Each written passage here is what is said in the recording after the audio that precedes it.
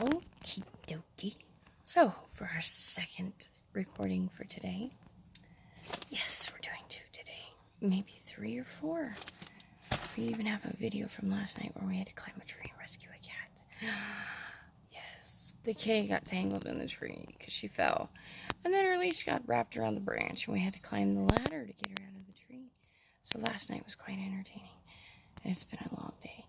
So I'm still kind of tired and I need a nap.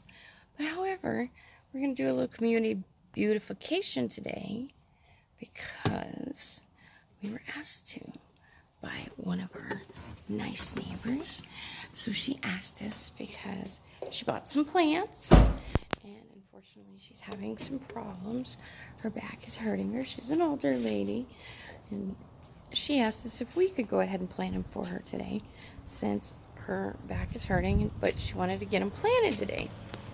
So we're going to go ahead and do it for her. So there's a rose bush looking thing that we're going to plant. It says it's a rose. And then we have these little packages of sprouty looking bud things. I don't know. And a couple other little flower pot thingies. So we have these doohickeys. There's a few of them. There's like a whole bunch of them in there. So we're going to plant some of these ranunculus, I believe is how you say that. Ranunculus. So these are supposed to be like annual, grow every year, grow all the time. So we're going to plant some of these. And then we're going to plant this rose bush for her. Okay. And then I had a whole bunch of seeds we were going to plant. As you can see, we have this lovely wheat germ grass that is seeding. So we need to pick up all these seeds before they plant so that we can take care of that. And then we have a request to take care of this nightmare bush back here. And this was something I was going to do anyway, because I'm worried that there could be snakes in the bushes. I know there's a cat that lives in the bushes that my cat Gizmo always wants to come back here and investigate. As you can see, the entire area back here, this entire huge, enormous, bushy, massive, just it's become overgrown and just it's a humongous nightmare. So I'm worried that because it's become so overgrown and so just out of control that it will attract snakes, rattlesnakes and things of that nature that will bite children as they come and they play, and like my children play around in the backyard back here because this is our backyard. Isn't it lovely? It's so nice and small. Yeah, little bitty backyard. So, yeah. So, the kids play in this giant ditch. And this giant disaster is a snake hole. And so that it's less of a snake hole, I'm going to trim the bushes as much as I can over the next several days, because one of my neighbors also had the same thought process, because she has some little boys that have been coming over to my house to play, and my kids had talked about the fact that they were walking home from school and there was a snake in the bushes. Luckily it was just a snake, a gardener snake, but this is not the only kinds of snakes that they've come across. There's actually a rattlesnake that somebody had killed in the road. And luckily, you know, it was still in the road. But it was a rattlesnake that somebody had killed, and they had left the rest of it out in the street. And it still had the rattle tail and everything on it. And it was just like out in the ground. And so I'm from Texas. And I'm used to all kinds of poisonous snakes. And so wherever I went when I was a kid, I would take a pocket knife everywhere. Well, the kids, of course, you know, that's dangerous. You can't take knives to school. That's just insane and stupid. And that's not going to happen. But kids walk home from school, and of course soon summer, they're going to be out for the summer, and I'm not going to let my kids walk around with knives because, well, my girls I could probably trust with knives, but my son is a little less trustworthy with sharp objects. I mean, he had a pocket knife and was just going to show his brother or his stepdad the knife, and ended up dropping it on his leg and stabbing himself in the leg with it, so it was kind of funny. But that was just in the house, and that was like from his bedroom door to the office door, and that was like all of 2 steps, and he ended up dropping it and poking himself in the leg with it. So he didn't really stab himself really badly, but he did poke himself in the leg with it and started bleeding. So my son's a bit of a klutz, and I'm not going to trust him with a knife either. So obviously it's just one of those things that I want to take care of. So we're going to be doing yard work and some community beautification and safety. And the other thing I worry about is because a lot of the stuff underneath it is dried out, leaves and sticks and stuff that is dried and died and just kind of like, it's all down in there. And so growing up as a volunteer firefighter and in the community with my dad as a volunteer firefighter and a paramedic, and growing up with all that, fire hazard. It's another thing that all of this huge bush is a fire hazard, because everything underneath there is dried out. And so not only is this a good place for snakes, but it's also a good place for fires, because there are tons of dried out leaves and sticks and just all kinds of nasty stuff down in there. And so it's a good place for snakes, and it's a good place for fires to happen. And so if you look down over there, you see all that red down there. That's all the dried out dead stuff. And that's the stuff that can cause fires. And of course, it just takes a spark to cause a fire. And so that's the biggest thing I worry about, is fires and snakes. And so, you know, there's no fire hydrant right here either. Oh, there actually is one. There's one across the street hidden under a tree. So there is a fire hydrant right there, which is a good thing. Unfortunately, there's no water hose back here. I do thankfully have a spigot on the side of my house over here, and I could possibly get my water hose over here. But yeah, so, but the biggest thing is because it's so dried out, it is a severe fire hazard and would be hard to get under control because of all the dried out nastiness underneath all these tree sticks and everything. And then if it did catch fire and there were snakes in there, guess what? Now they're all going to evacuate, and they're going to be in people's yards. You saw the house across the way over there as I turned about, has a nice porch up off the ground with a good clearance. So now if there were snakes in here, they're going to go under that porch.